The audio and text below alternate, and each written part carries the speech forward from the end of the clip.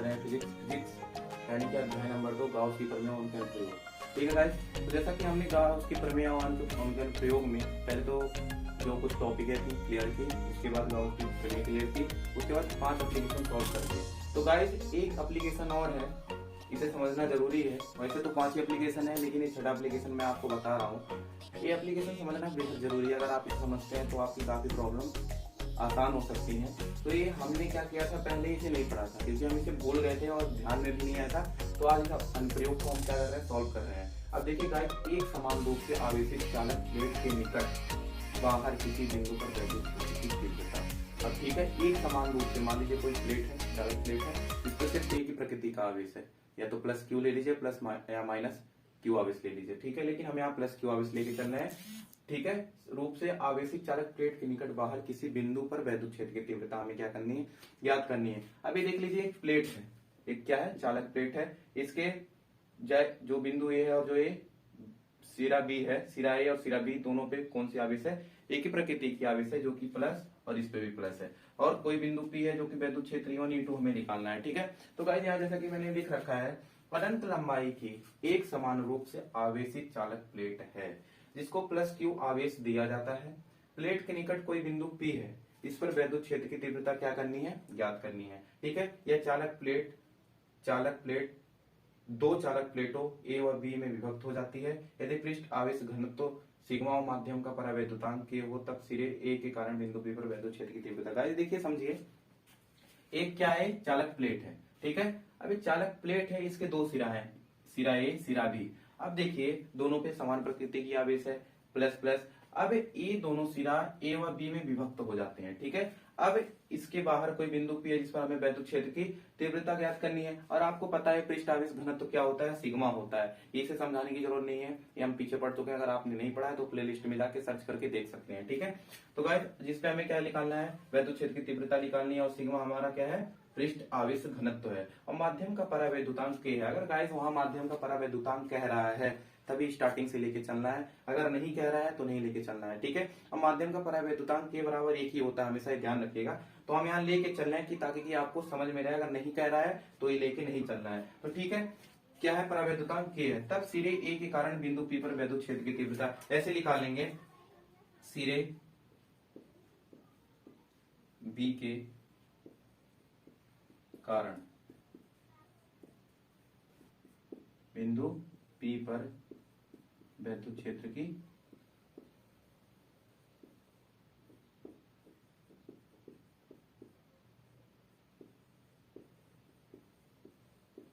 तीव्रता। ठीक है, तो E1 निकाल लिया, अब E2 की बात करते हैं। ठीक है, E2 is equal to sigma 2ε0 into के। तो ये निकाल लिया गाइस हमने, किसके लिए, बिंदु सिरे बी के कारण बिंदु पी पर निकाल लिया। ठीक है गाइस, ये तो हो गया ए के कारण, ये हो गया बी के कारण। तो गाइस आप पहले इसे राइट कीजिए, राइट करने के बाद इसे गाइस आप समझिए। अगर आपको समझ में नहीं आता है तो आप कमेंट बॉक्स में कमेंट करके बताइए। और गाइस ये जो हमारा उद्देश्य है, ये क्या नाम है, ये जो हम लिखते हैं परिभाषा लिखने का एक ही उद्देश्य है गाइस।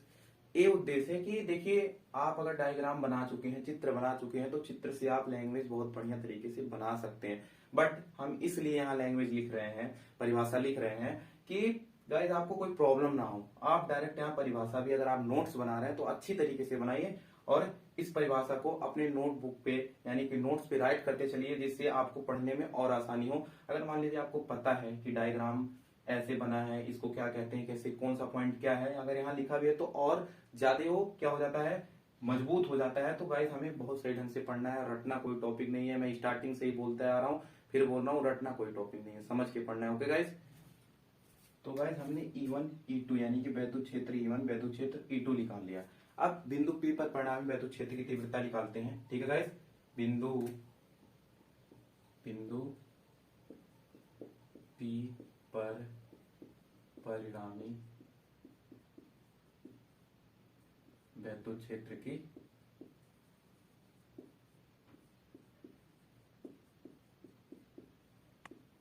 तीव्रता।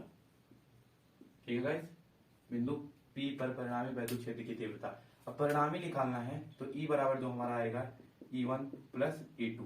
ये दोनों किस दिशा में है, एक ही दिशा में, एक ही किसमें, दिशा में, एक ही दिशा में का मतलब है ये देखिए बिंदु P पर जो वैद्युत क्षेत्र स्थित है वो किस दिशा में, दोनों एक ही दिशा में, यानी कि E1 E2 जब दोनों एक ही दिशा में स्थित है तो क्या हो जाएंगे, जुड़ जाएंगे। ठीक है, तो E बराबर जो हमारा आएगा, तो आपने देखा होगा यहाँ E1 का मान क्या है, सिग्मा बटे 2 एप्सिलॉन नॉट 0 इंटू के प्लस सिग्मा बटे 2 एप्सिलॉन नॉट 0 इंटू के। तो गाइस ए है हमारा। ठीक है, तो हम इसे मिटा देते हैं अब, इसलिए हमें इसे राइट कर रखा था कि आज, ताकि आप देख लें, समझ लें। ठीक है, तो गाइस ए हो गया हमारा। ठीक है, तो आइए हम इसे जोड़ते हैं। E इज इक्वल टू जो हमारा आएगा 2 सिग्मा बटे, देखिए जो अंश हर तो दोनों बराबर है, लेकिन आपको पता होगा अंश जुड़ जाता है, हर नहीं जुड़ता है, कॉमन ले लेते हैं। ठीक है, 2 एप्सिलॉन नॉट 0 इंटू के, 2 से 2 कट गया, तो E इज इक्वल टू जो हमारा बचा, क्या बचा, सिग्मा बटे एप्सिलॉन नॉट 0 इंटू के। ये तो गाइस हमारा बचा, क्या बचा, ये तो हमने प्रूव करके निकाल लिया निर्वात के लिए। अगर गाइस निर्वात अथवा वायु के लिए माध्यम का के परिवर्तनांक पूछा है तभी निकालेंगे, निर्वात अथवा वायु के लिए। ठीक है, तो ये जो के बराबर होगा हमारा 1 होगा, तो यहां मान रख दीजिए is equal to sigma epsilon not 0, एक गुणे में 1 हो जाएगा, और जब हम निकालेंगे तो सिग्मा बटे एप्सिलॉन नॉट 0 आ जाएगा। ठीक है गाइस, ये हमारा हो गया प्रूफ। छोटा सा टॉपिक था गाइस, ये ज्यादा लंबा टॉपिक नहीं था, बस ये समझने के लिए मैं आपको बता दिया हूँ। छठा प्रयोग है, और ऐसे तो 5 एप्लीकेशन है, लेकिन ये 6 नंबर का एप्लीकेशन आपको समझना। अगर आप इसे समझ लेते हैं तो आपकी जो दूसरी तीसरी नंबर की एप्लीकेशन है बहुत इजीली तरीके से सॉल्व हो जाएगी। तो गाइस आई होप आपको समझ में आएगा, नहीं समझ में आया तो आप कमेंट बॉक्स में कमेंट करके बताइए। ओके गाइस, तो गाइस जैसा कि हमने अनुप्रयोग यानी कि एप्लीकेशन नंबर 6 सॉल्व कर लिया, तो आइए हम नंबरिकल की तरफ बढ़ते हैं। तो गाइस जो हमारा पहला क्वेश्चन है, एक समरूप वैद्युत क्षेत्र E vector is equal to 3 गुणे 10 की घात 3 आई कैप न्यूटन प्रति कूलाम है। 10 सेंटीमीटर गुणे 10 सेंटीमीटर के पृष्ठ से कितना वैद्युत फलक निर्गत होगा जब पृष्ठ के तल के अभिलंब x अक्ष से 60 डिग्री के कोण पर है। तो आइए हम सॉल्व करते हैं, पहले देखते हैं दिया क्या है।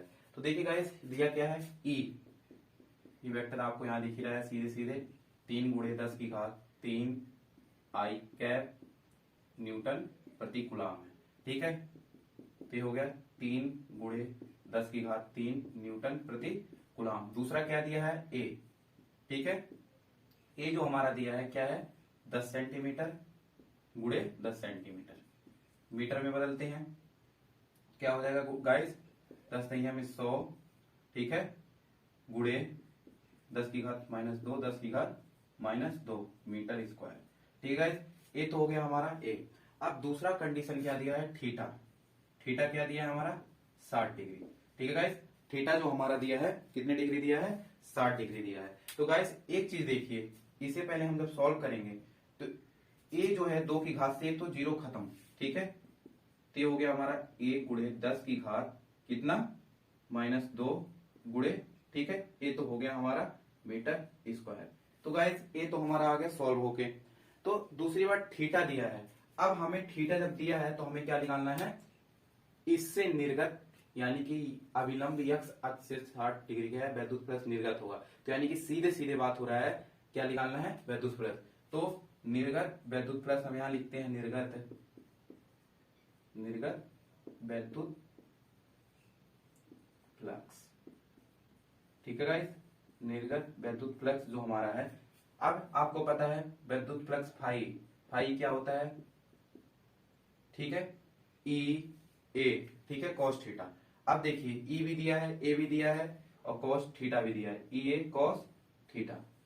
ठीक है, तो हम यहां मान रख देते हैं फाई इज इक्वल टू जो हमारा ई है क्या है, 3 गुणे 10 की घात 3 है। ठीक है, और ए क्या है, 10 की घात, देखिए एक बार गुणा होगा तो ही आएगा 10 की घात -2, और कॉस कितना डिग्री है, 60 डिग्री है। ठीक है, तो ए गाइस जो हमारा बचेगा सॉल्व होके, ए जो हमारा आएगा 3 गुणे 10 की घात 3 में से -2 घटेगा तो यहाँ 10 बचेगा। ठीक है, और जो कॉस उसका मान होता है 60 का क्या होता है, 1/2 होता है। तो तो गाइस ये देखिए हमारा ये बचा, यहाँ हम सॉल्व करते हैं तो हमारा जो ये आएगा सॉल्व होके क्या आएगा, 5 इज इक्वल टू 3 गुणे 10 गुणे 1/2। तो आप यहाँ देख सकते हैं 5 इज इक्वल टू हो गया 3 नहीं हम 30 और 30 एकम 30/2, ऐसे काट दिया, 2 एकम 2, 2 पचे 10, यानी कि 5 हमारा जो आया वो क्या आया 15 न्यूटन मीटर स्क्वायर बटे कूलाम या प्रति कूलाम। ठीक है गाइस, ये हो गया हमारा सॉल्व होके आ गया। तो इस प्रकार से हमें सॉल्व करना है, हमें देखना है दिया क्या क्या है, निकालना क्या है। तो वैद्युत क्षेत्र और ए जो दिया था, एरिया दिया था इसका, ठीक है, थीटा दिया था यानी कि कोण दे दिया था, हमें निकालना था फाई यानी कि वैद्युत फ्लक्स निकालना था। जो हमारा वैद्युत फ्लक्स कितना निर्गत होगा 15 न्यूटन मीटर स्क्वायर प्रति कूलाम। ठीक है गाइस, तो ये हो गया हमारा पहला न्यूमेरिकल सॉल्व। ओके गाइस, तो गाइस जैसा कि आपने देखा हमने पहला न्यूमेरिकल सॉल्व कर लिया। अब दूसरे की तरफ पढ़ते हैं। अनंत लंबाई की आवेशित रेखा पर आवेश का रेखीय घनत्व 4 माइक्रो कूलाम प्रति मीटर है। इस रेखा से 4 मीटर की दूरी पर वैद्युत क्षेत्र की तीव्रता की गणना कीजिए। देखिए अनंत लंबाई की आवेशित रेखा यानी कि कोई रेखा है, या मान लीजिए जैसे वो जो मैंने करवाया है आपको कि अभी थोड़ी देर पहले जो कराया है एप्लीकेशन, समझ लीजिए उससे संबंधित है पूरा टोटल। ठीक है, जिसपे क्या है आवेश एक प्रकृति का है। ठीक है, आवेश का रेखीय घनत्व जो उसका घनत्व यानी कि सिग्मा, जो उसका सिग्मा दिया है रेखीय घनत्व, यानी कि यहाँ रेखीय घनत्व जब हम लेंगे तो यहाँ किससे लेंगे, लैम्डा से लेंगे। ठीक है, यहाँ लैम्डा आएगा तो 4 माइक्रो कूलाम प्रति मीटर है। इस रेखा से 4 मीटर की दूरी पर वैद्युत क्षेत्र की तीव्रता की गणना करनी है। ठीक है गाइस, तो देखिए जो दूरी है यानी कि दूरी किससे लेते हैं, आर बराबर क्या है 4 मीटर। ठीक है गाइस, अब ए रेखीय घनत्व क्या है, रेखीय घनत्व हमारा क्या है 4 माइक्रो कूलाम प्रति मीटर। इसे कूलाम में बदलते हैं तो हो जाएगा 4 गुणे 10 की घात -6 कूलाम। ठीक है गाइस, अब दूसरा हमें क्या निकालना है, वैद्युत क्षेत्र की तीव्रता का हमें क्या करना है, गणना करना है, यानी कि क्या निकालना है, ई निकालना है। तो आइए देखते हैं, इक्वल टू जो हमारा फार्मूला लगेगा, यहाँ लगेगा 1/4 पाई एप्सिलॉन नॉट 0, ठीक है, इंटू 2 लैम्डा बटे में क्या आ जाएगा गाइस, आर आ जाएगा। ठीक है, अब आपको पता है 1/4 pi epsilon not 0 into Q बटे आर स्क्वायर होता है। ठीक है, तो यहाँ हमें घन वो निकालना है, रेखीय आवेश घनत्व निकालना है, तो इसलिए हम क्या ले रहे हैं 2 लैम्डा ले रहे हैं। तो ये गाइस ये है हमारा सूत्र, सूत्र के हिसाब से हम रख देते हैं सारा सब कुछ। ठीक है, तो वैद्युत क्षेत्र की तीव्रता निकालनी है ई, और इसका मान होता है 9 गुणे 10 की घात 9। अब आप सोच रहे होंगे 9 गुणे 10 की घात 9 कैसे आ गया। तो गाइस इसको समझने के लिए मैंने वहां एप्सिलॉन नॉट का मान प्रूव किया है, तो आप प्ले लिस्ट में जाइए और वीडियो सर्च मार के देख सकते हैं। तो गाइस अब आगे हम बढ़ते हैं। ये जो हमारा है 2 गुणे लैम्डा का मान क्या है 4 गुणे 10 की घात -6, और इसकी दूरी कितनी है हमारी 4 है। ठीक है गाइस, ये हो गया।